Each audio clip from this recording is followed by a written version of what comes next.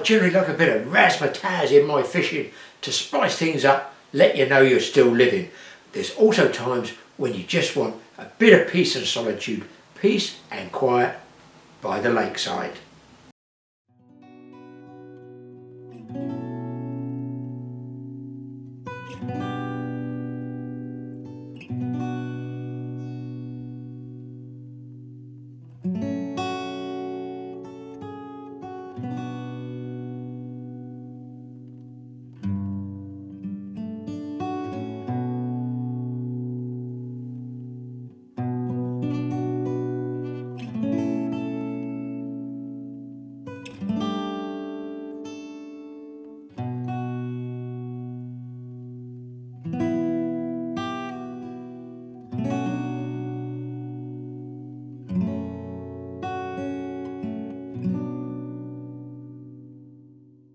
Well, I finally managed to get away from work, people, and I'm here at the Hampshire trout fishery with John O'Gaunts down at King's Sombourne. It's got two lakes, one sort of, I'm going to call it a large lake, and one of a smaller lake. Small lake, very, very clear. I've done films there before, and it is looking absolutely like Augusta Golf Course. Pristine, really nice, all mown. A lot of people here. There's a lot of people here.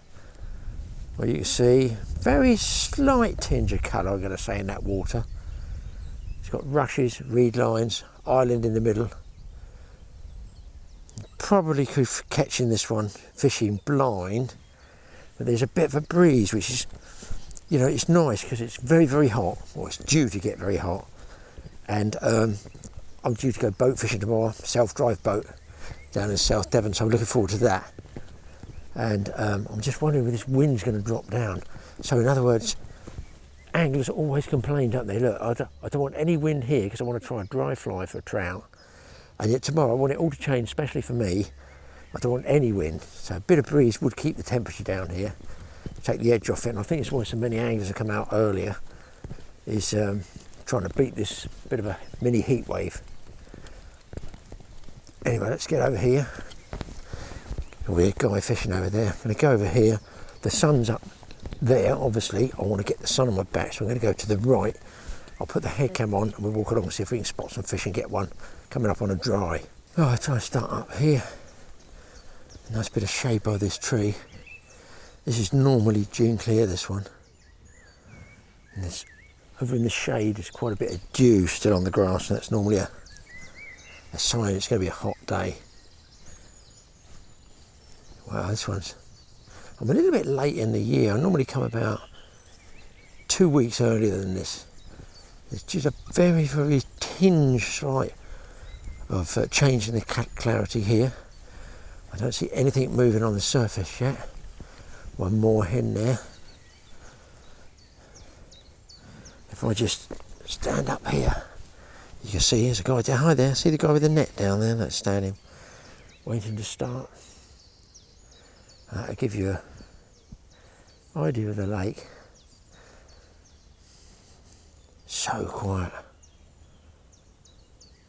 A few damselflies on the surface there. So I don't see any surface movement at all, and this is why I just think I've seen a trout or two. I wanted to come before it gets really hot because we've got about 4 days of hot weather, so I've come on the first of the hot days because I think it could get tough. Just have a look in this corner. There's a shady corner just here. It's about the earliest I've ever come, but I don't normally come till later in the day here, but I've actually come early this time thinking it's going to get very, very hot. Oh yeah, there's a trout in there. I'm going to come in the shade here. They're going to be, you guys won't see them. If there's anyone, there's one. I think there's 2 trout in this bay.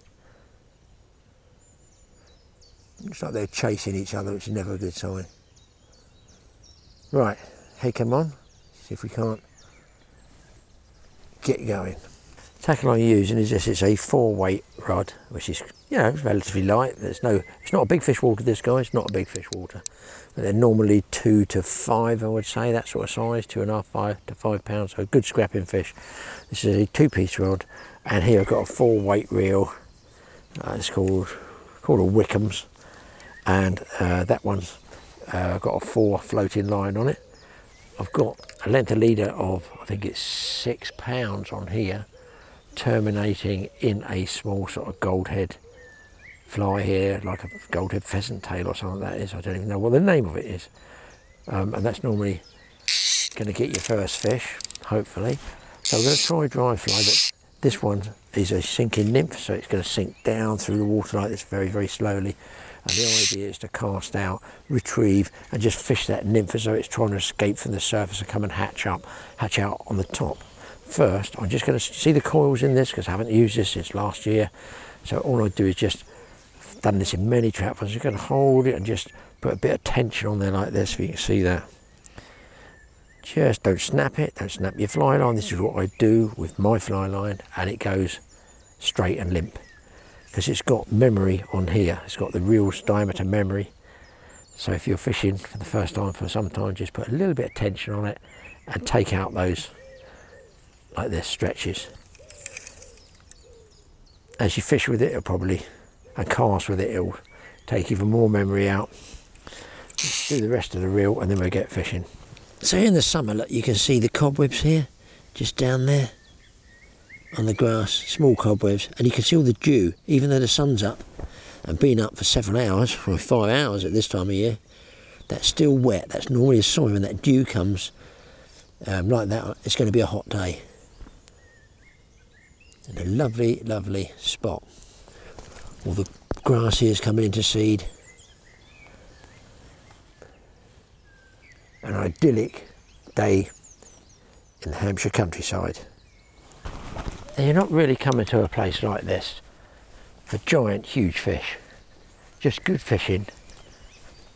You're coming for the surroundings, the peace, the solitude. You know, that's what you're basically coming for. I'm going to do a speed walk round because there's lots of anglers here, so I'm really cranking out here. No weed growing up here. I don't know whether they treat the weed in the lakes here. That's a decent trout going on there, guys. You might be able to see that one. Can you see him there? That's a catch. I can tell you that now. With the speed of him. Yeah, that's one there. And again, I've said it before. They can come in very, very shallow water, but they just feel nervous. Another good fish there. That's a static. There's a lighter coloured one here. When we go around here, got a slight breeze in my face. I see nothing coming on the surface, and I want to try and get one on a dry fly. After all those odd jobs I've been doing, that's what I really want to be doing. Another fish just there.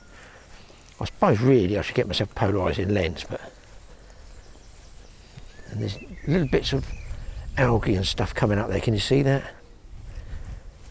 So that's going to make it hard to see the fish. I can see them there. See a fish there. There was used to be years ago a deep hole where a spring came in around here. Maybe it's not hot enough in the water yet to get them coming around the spring. But there was always down in here gravel springs coming in from the underground aquifers, and that cooler water, that cooler temperature, because remember rainbow trout like cool temperatures. They used to attract trout. Now it's funny, this is a year later, I'm 2 weeks later than I would fish before, and yet I don't see, oh there's a decent fish there, holy crow. Pardon the French guys, that's a good fish. Okay, now where's he gone? That one I cannot let go, I can't see him now, I've lost him. I've got to check. I think that's him here. Oh no, it's actually, it's not as clear as it. I've seen it before. That was a real good fish, that one. That fish was over £4, I'd say. This is strange. When I came before, and other years I've come here, it's absolutely tap water clear, and you can see the fish close their mouth on the fly. So I'm just doing what they call a countdown here. So there's my nymph. 1, 2, 3, 4, 5. I reckon 6. A 6 countdown is maybe 6 seconds. is the depth at which the trout are swimming. Wow, I should have been ready and taken that cast first time. That was a good fish. Keep looking. One of the problems I've got is I've got a long peak cap which I would normally shut down over the camera like this to keep the light out and I could see more. But I've got the camera on my head, so I'm having trouble spotting individual fish. That's why I'm looking for individual fish. Lots and lots of bits and pieces there. Maybe they've had the rushes cut and these have floated on the surface, and they can be a problem on your leader. I think I'm just going to keep walking and looking, guys. Now look. See how that's gone on the fly like that? There. No good. No fish. Now if that was a tough trout who's a bit spooky, he knows immediately that doesn't look right. See, a lot of this is going to pack up on this bank with this breeze and create a matted area, and then the trout will get under that probably in a few days. But that's going to be tough throwing a fly all the way out there and being able to retrieve, because my leader's going to catch on all that out there. Not good. So I'm using this seat here, give me a bit of extra height looking up, and I can look down in there and just see if I can see anything, you know, a decent size one, 3-4 pounds. Might be a bit different. Don't see anything yet, but then that's what fishing's all about. You can stand there and cast like most guys do, just cast out, pull back, cast out, pull back, and you know, you'll catch fish. Of course you'll catch fish, standard way of fishing, but you can also walk around and see if you can spot a fish individually, and because that way very often that was a rise out there, you'll see a bigger fish like that, and it gives you the option of choosing the size of fish you want, but also you've got that visual excitement.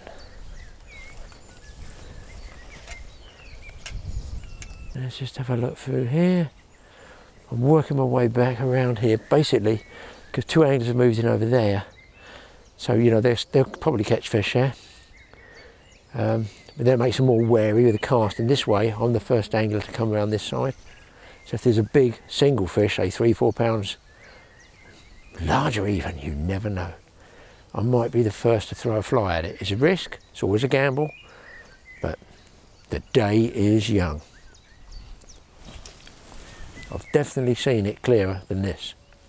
This also makes me want to cast because the wind's good, and that gap between the islands, I might have to go and get a bigger, heavier rod to get that though, but let's just have a little look in front of these rushes.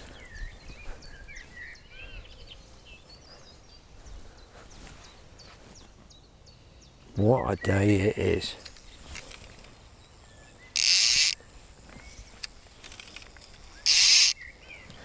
So the object of the exercise is to throw it out and just pull that fly back at a different speed or two. Slow, sometimes fast. Obviously you'll think, well, he's not casting very much, and that is because I'm looking. I'm just looking. Trying to pick off different individual fish.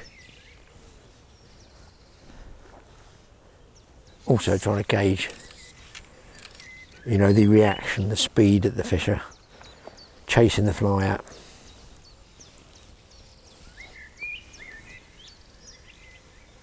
And I can feel through my finger here is what I'm waiting for the take. You feel that tug here, and you can lift into the fish.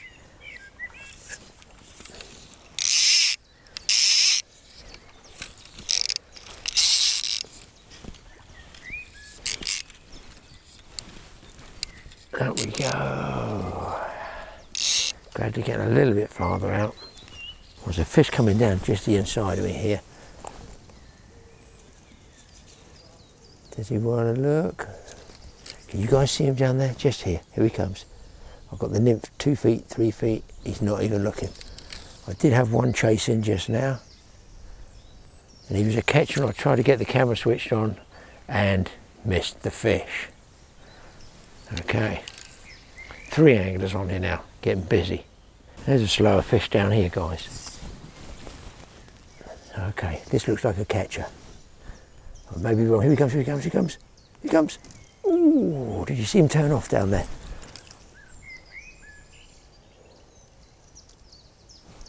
He's going, have he turned? Oh, he's turned, he's turned. Here he comes, here he comes. Ooh, oh my God, he turned right off it. Oh, if I could get a hook up now. I just need to be a little bit deeper and take it away from him. That looks like the angle. That looks like the angle. No. He might have been pricked and lost this one. Further up from him, Graeme. He's going to turn. He's going to come back that way. I'll come back to this dark area. I'm just going to let it drop. Drop down really, really deep and then just bring it almost up vertically and see if anything follows it. Is that a fish down there?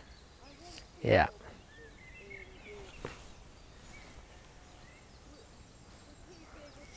Got one, guys. Got him on. Just snapped at the fly. There he goes. There he goes. Rainbow. Well, well. Not a bad fish. 3 pounds, I say. I don't think it was that big a one, but listen, this is a nice looking fish.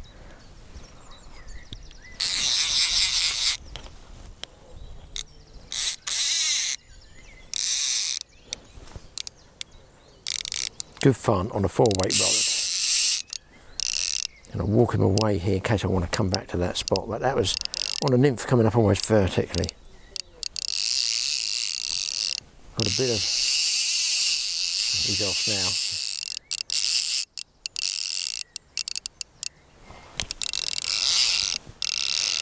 I don't want too much of that weed building up on the leader.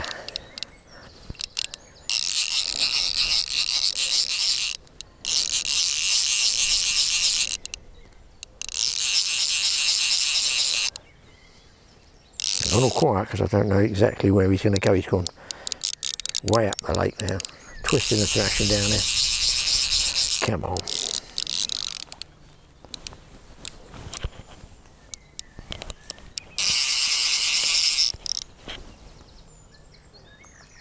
He's coming in. Another fish just rolled up in front of him there.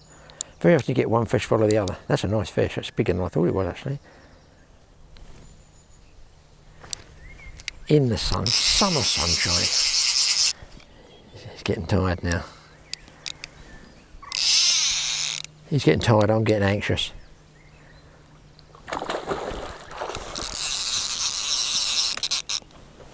Unclip the net, see if it works after a long time. The twist bit I think's rusted up on this, so I've just got the short net. Shortened version.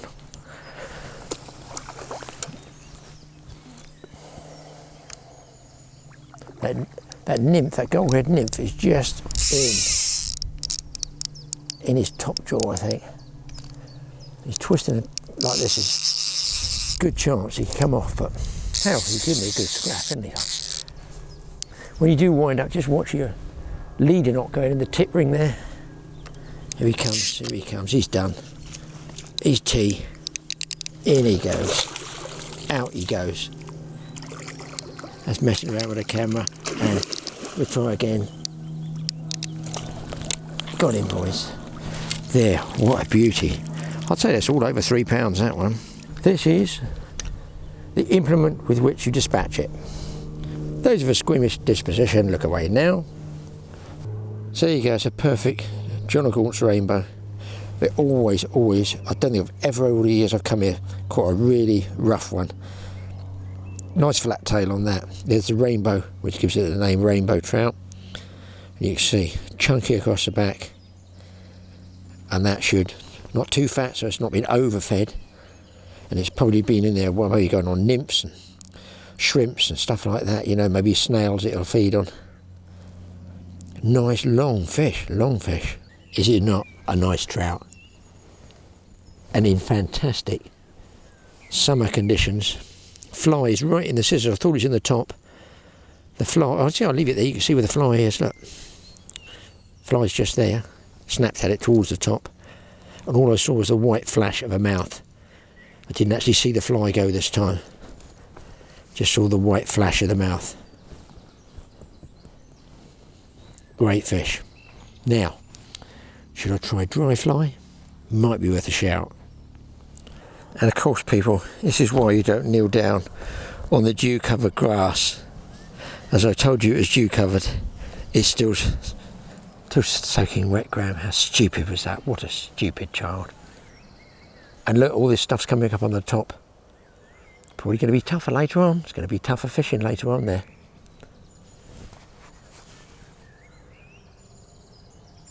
Right, let's go. I fancy that side over there because the sun's on my shoulder. Now, when fish is going away, I always have a throw, but oh, there's one right in front of me here. I'm not going to move. I'm going to get right down low. You can see him there. He's not going to look, I don't think. No, he turned his head once. There's no doubt, guys, that I could just walk around here with a sinking nymph and use what they call induced take cast in front of the trout, let it drop, and then pull it away, and generally you'll pick your fish off. But I want to try and get one of the dry fly, because a lot of them haven't actually come to that blip I was making earlier on. They want it coming up like a natural insect. But the other thing is, with the dry fly, you can put it down almost on their face. You need to get quite close to them. You can tweak the dry fly, but it goes in much softer, it's much lighter, so you get more cast closer to the fish, if that makes sense. So I think I might go back to the car, put the fish in a little cooler, because it's going to be cooking on the bank otherwise, and then come back and maybe try the dry fly. But of course, I'm going to walk around first in case there's one with my name on it.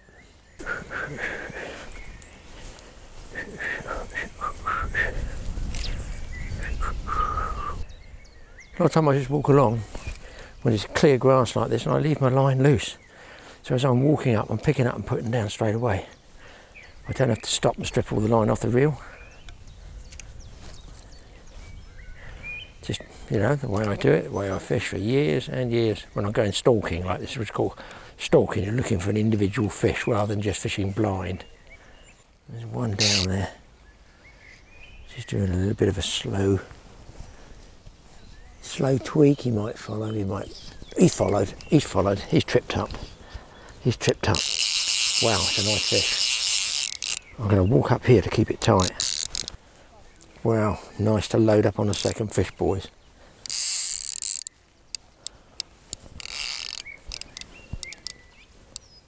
Bit of side strain, trying to turn him around. I'm sure he's going to wake up in a minute. That might actually be the big one I saw, because it's just darker colour. Much darker.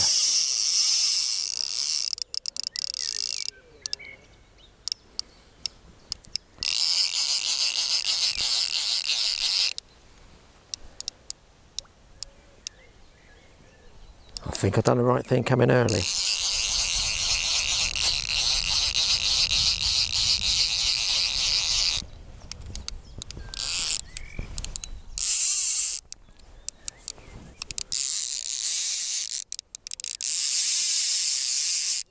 Ooh, he's going.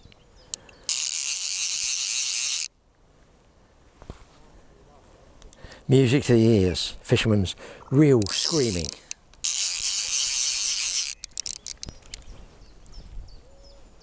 It's full weight, so I can give him quite a bit of pressure.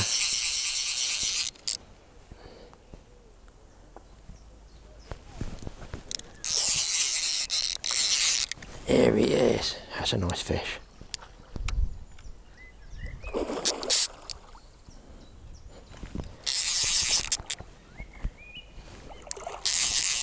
Pressure on him now, bit of pressure on him. He doesn't like that extra pressure, boys. He does not like it up him.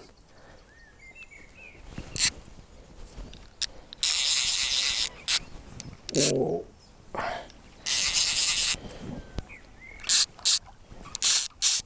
Oh, I had some pressure. Oh, look at the size of that one. Oh my God, it wasn't a big one.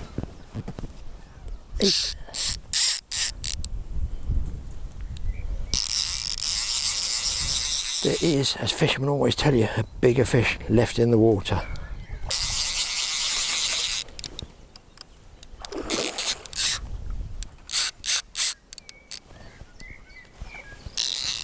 Trying to turn him over now.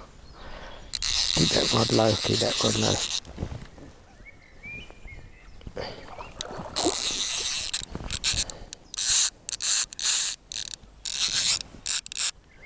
more pressure on him now than early on. Here we come. Doesn't like that extra pressure.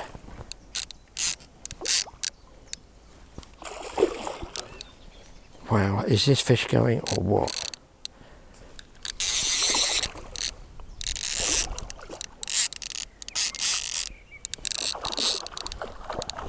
It's going like a mackerel now, it looks like a mackerel.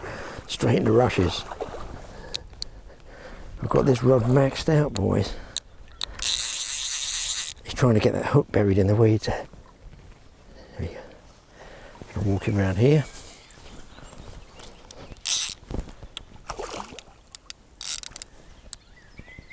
Okay, and there he is done. There he is done.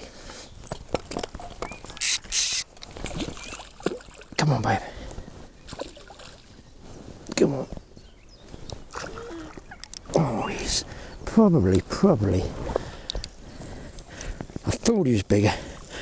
A twin of the first. But beautiful colours on him. You can see beautiful colours in it. On the opercular here, cover, the gill cover. That is, I'm going to say almost, put the two together. Yeah, look, a twin of the first.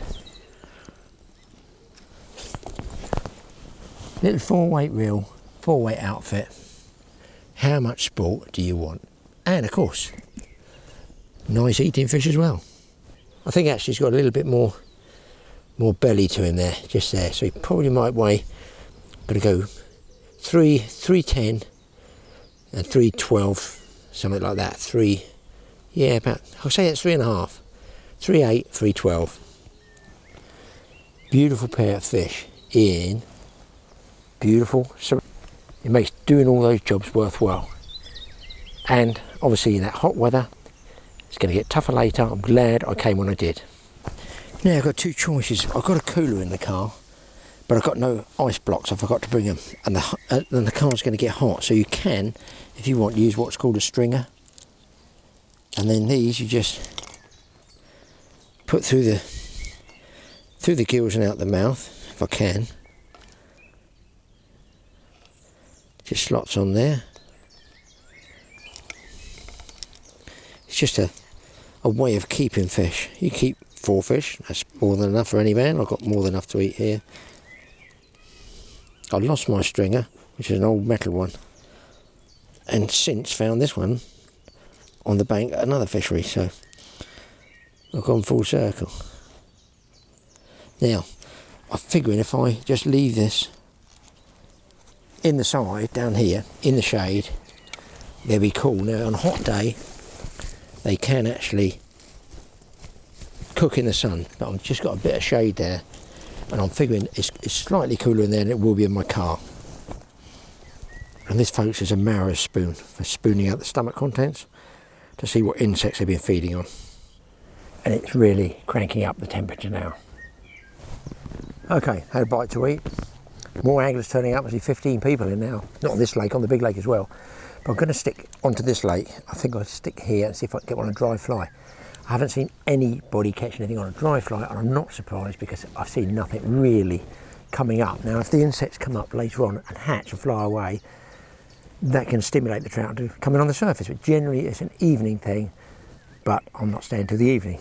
In fact, I don't think they open in the evening, this fishery. So I've got this time, because I want to be able to probably cast a lot farther than stalking with a 4-weight. It's a 7-weight. There, I've got a 9-foot leader and the fly.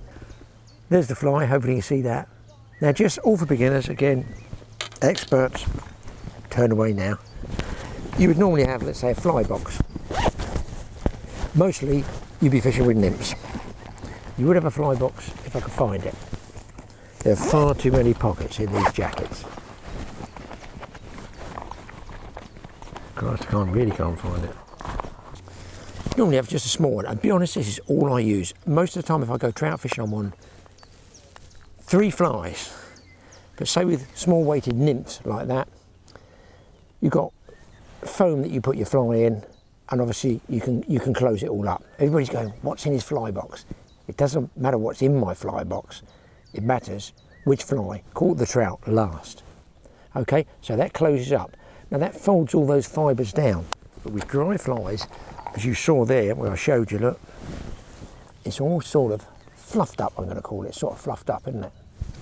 And that's because those fibres rest on the surface tension of the water. So for that, you get yourself one with compartments to it like this. It's a very old one, but they're the same principle. They've got these little pop-up compartments to them. Again, all for beginners. So it keeps those flies dry because they are a dry fly. If they're wet, they sink. It doesn't work. Well, it does work, you know, but it's pointless, isn't it? You just go to the nymph. So you've got your dry flies dry, and then when you do go between, you know, different flies, different whatever, changes, techniques, tackles, sizes, dry, big bushy ones, you can put them in there and they dry out quicker. It's just like a felt. It's like a sort of felt. I don't know what it's called, but it's like a felt. So there you go. So little compartments for your fly box if you're into dry flies.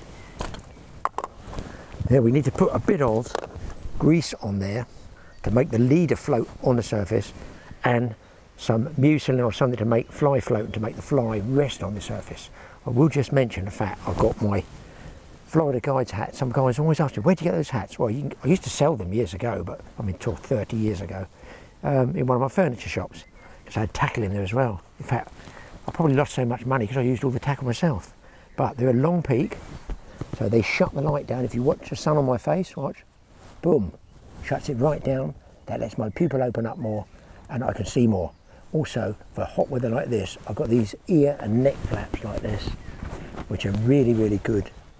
And it keeps me from burning my ears. They're out in Florida when you're fishing for bonefish, fly rod fishing for bonefish on the flats. It's scorching. You absolutely need this. So I'm going to be wearing this with the flaps down probably for the next hour, I guess. Any suggestions what I was talking about? Smith? Okay. Yeah. Okay, fine. I'm going to grease the fly line and I'm going to grease the leader. Thanks, Smith. If he didn't tell me, I wouldn't know where I was, what day it is, what time, what my name is, date of birth, DNA, or anything. So, you can buy these in tackle shops. You just want, like, it's coming. Just a drip or two on there. And you can either buy mucilin. I just do this, to be honest. I just go up my leader with the same bit of floatant here. Put a bit on your fingers and just go up the leader. Just let it dry, you know, for a second.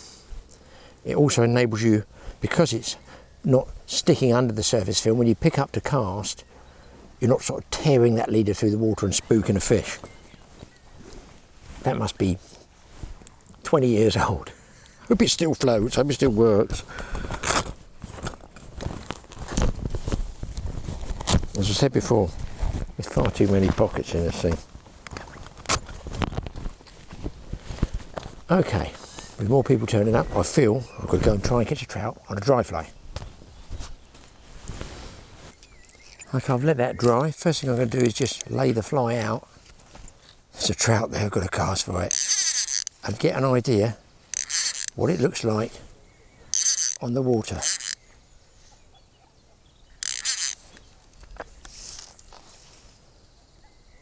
Now that one wasn't interested. Another thing I'll tell you what I find is smaller trout, generally, say, not to be disparaging, but say a 2 pound trout. I know some people will say it's a good trout, of course it is. They're more likely to be free rising and come up to the surface and say an 8 or 10 pounder. It's rarer to get a big giant trout. They don't have them like that size in here, but don't think they get, you know, 12, 15 pounders. But so anything up to say 4 pounds will probably take a dry fly. But say 2.5 to 3 to be a bit more keen to come on the surface. Obviously, I don't see a lot of weed in this water, and that sort of doesn't concern me, but it means perhaps there's not a huge number of insects that are going to be coming off. That's why nobody else is on dry fly. I'm the only idiot doing it, but I'm giving it a go. So you can cast out and you can wait, but it's a sort of a pointless exercise because you can see there's no trout around the fly, and it's getting slightly waterlogged. So you don't really cast until you can see either a rise from a fish or the fish itself. And what you also do, again for beginners, every once in a while just swish it, air dry it like I'm doing here. It's not casting, just air drying it like this. And then when you do cast, you know it's going to sit nicely on the surface. Right, I think we'll have a little walk along and see if we can't find one. It's going to be a lot slower than nymph fishing.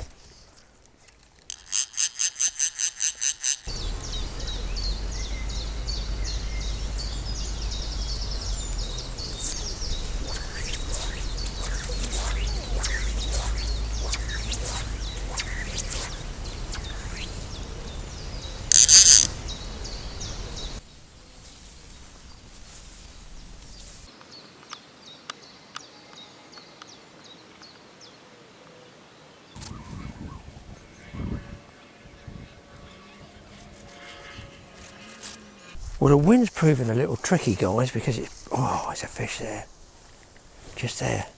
The wind's proving a little tricky. It's come from here and it's pushing up the rubbish that way and then it's drifting it back in, so it's a bit tricky for spotting fish and deciding how I can lay the fly. And I've seen a couple of fish come up here, but I've got to be honest, I can't see the fish now.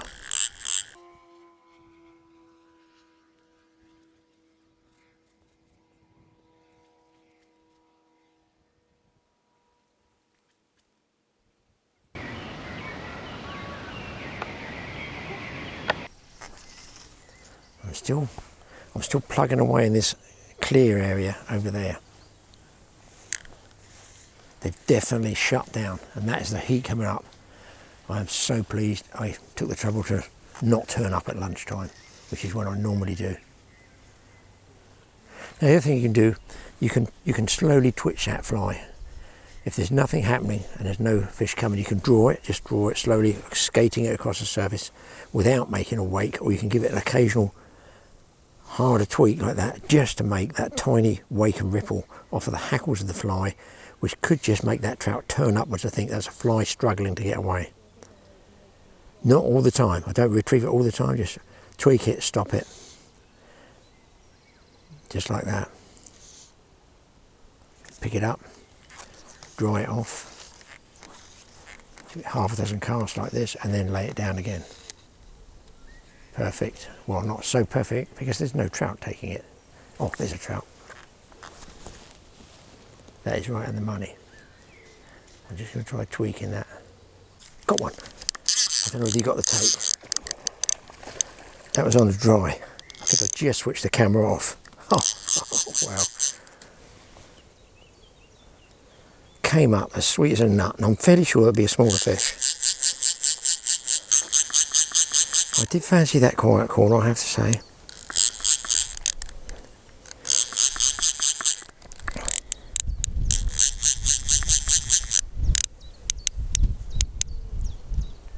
Yeah, that's a rainbow.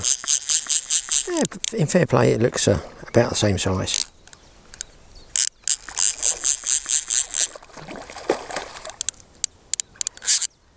Be nice to get one on a dry fly, wouldn't it? Be nice to get one. Oh, he's off now. He's off and up the road.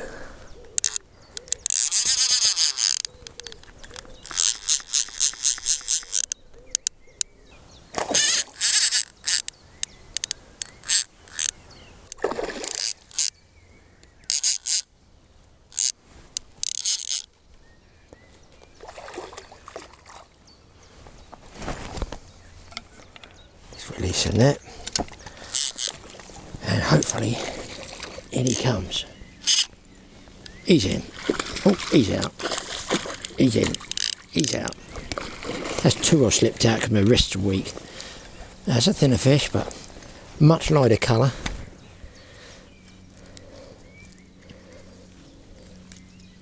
And there, just so you see, is the fly. And there's that dry fly, just there you can see. Dry fly, blazing blue sky, just when you shouldn't be catching fish. Just by adapting and changing, you're coming up with some great action. Beautiful. I'd say out of all of them, that one's probably going to eat the best. Well, I've had nothing on the edge there, although I've seen the fish there, but I'm tempted to drop it even in closer there in case there's any terrestrial insects that have fallen off of that tree. If I was a fish, where would you be? Wherever the larder's going to be.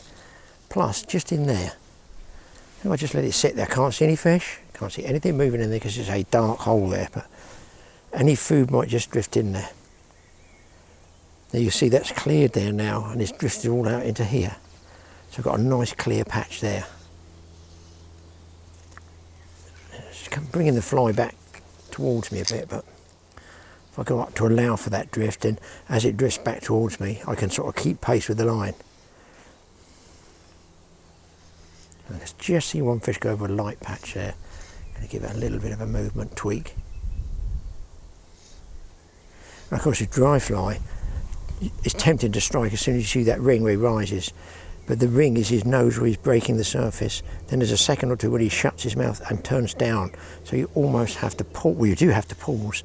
Don't strike for a second or two till after you've seen that ring dissipate a bit. Just a second or two, otherwise you're going to miss a fish. In other words, you'll be striking at the ring his nose makes rather than when his mouth closes and turns down. Another throw in there, I think. I'm confident in this little corner. Thank you, Smith. He's told me what I was going to talk about. I overcast the fly, cast it quite hard, right, because there was resistance from the body of a big bushy fly. So as the fly line straightens like this, the bushy fly sort of goes, just sits there. That leaves you a snaky point between the line, the leader and the end of the fly line, like I've got there. So you need to take that out. I overcome that when I'm casting at a fish by overcasting the fly and stopping it before it hits the surface. So it breaks the fly line and sends that fly right back. There's a fish there. That's a big fish, but he's not going to be interested in my dry fly. I think I put it too close to him.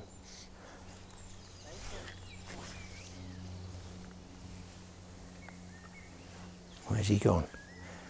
Where has he gone? Overthrow, stop it, and it sends that fly scooting past. Nice straight leader. The fly line is away from the fly, so hopefully they don't see it.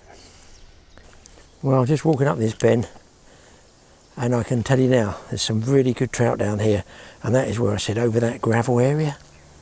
I don't think they're ever coming up for dry fly. Not down that deep, they must be 5 feet down. So as the temperatures come up in the water, they are dropping onto the gravel. So perhaps I need to go back to, well, I know I need to go back to a fast sinking nymph to get down to their level. They're not going to come up 5 feet just to grab my tiny morsel of fly.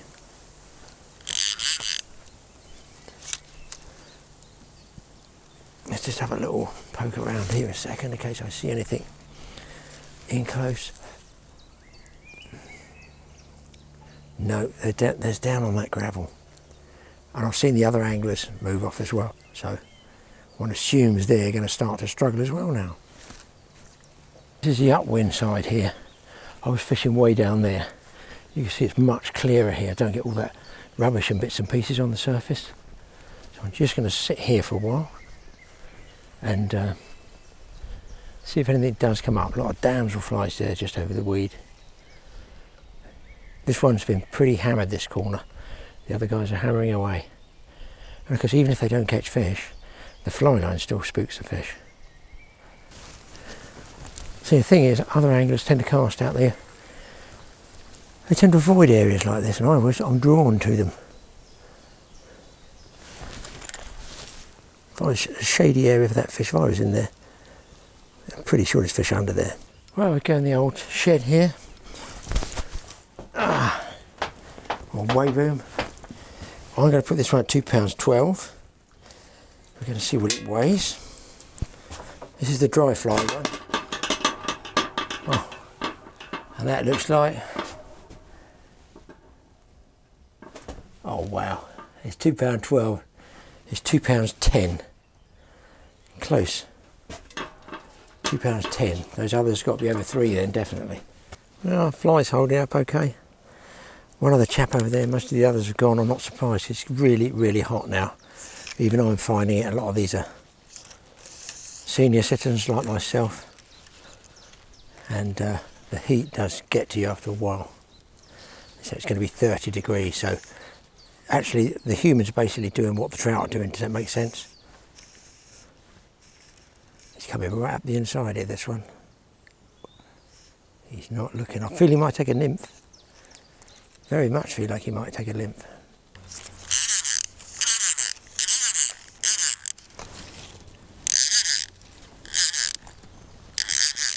Not looking, not looking. Bang, I try to bang it down. Here he comes, here he comes, here he comes. Ooh, he came up to look at it. And he's spooked. His buddy is over there. Here he comes, here he comes. Look, look, look. Oh, that's a big fish too. That's 3 pounds plus, that one. That's a big fish on a dry fly. Wouldn't it be nice if he came up there? You might, guys, even be able to see the fly just sitting absolutely on the surface there. I'm going to pick it up though, because I don't see fish there. I see the fish that was rising, moving up here. Okay, change of flies, people. I've got there. The biggest one I've got in my box, like a giant mayfly there. Let's get that. I'll show him, put him in the rod butt for you. There. I don't know if you can see that, can you? Hopefully. Got a little wispy tail to it, rib body, some bent wings there, and I'll put some floating on it. There's no question they're going to see it. Whether they take it means, well, a few casts to find out.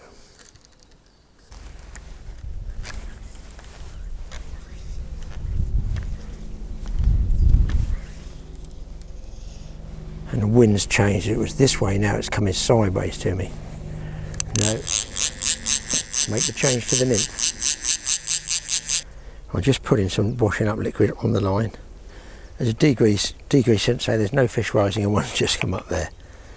But I just feel the bigger fish, I'm going to call them 3 pounders. They're going to be deep down by this spring. Going to have trouble seeing them, I dare say. And let's see if my hunch is right there. The deep fish are the bigger fish. And also, they're down there to keep cool. And I've got to get down on their level. Go back to the 4-weight again. Now, I can barely see the fish. I know where I'm even going to see the white mouth snap. So they're liable to suck it in and blow it out in one go. There is another way I'd have a chance of getting a fish, and that's by putting a sight bob. I call them sight bobs. Right, oh, that one followed in. Bite indicators, whatever you want to call them. Bear with me. Right, now let's put it on. It's a little piece of foam, and you can set it at what depth you want. See if I've got some with me. Oh, what a day. It's one of these little things that you pop off. Strike indicators, what they call it, a bit of foam. Basically sticky backed. And you put it on the line, pinch it around the line.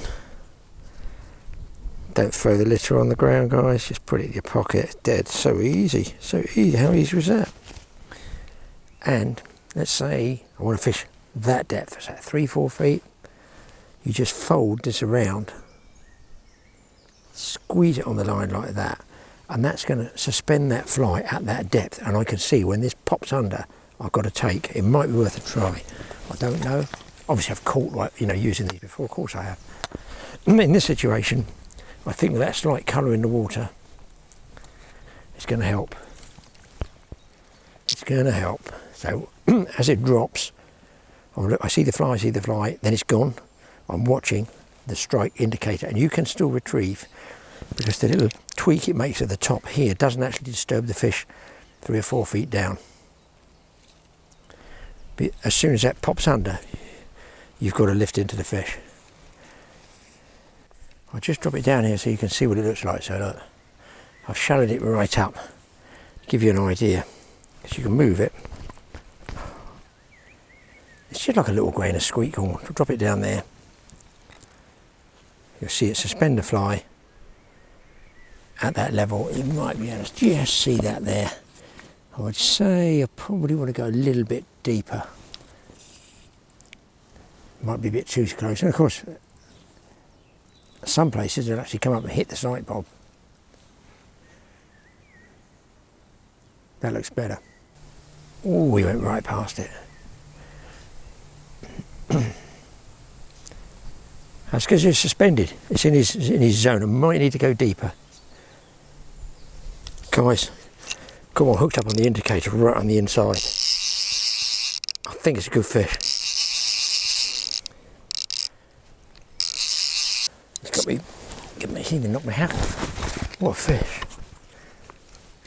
I think it might be a lost fish. He's gone right through the weed and out the other side.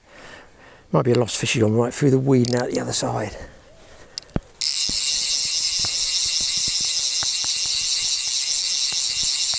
Can't keep a bit of pressure on him. I don't want to pull him back into this weed. I think he's clear. He's buried into something. He's buried into something. I see all the weed and bubbles. Might have lost him, don't know. No, he's still on. Oh, he's a nice fish. He's a nice one. Aren't they all? It looks like a brownie. I would say it's a brownie. Come on, boy. Got a weed on the sight indicator. Is that brown? Wow, wow. Guys, that's a big fish. That is a big fish. That is a big fish. That's a brownie. Oh, what a fish. I'm pretty sure it's a brown.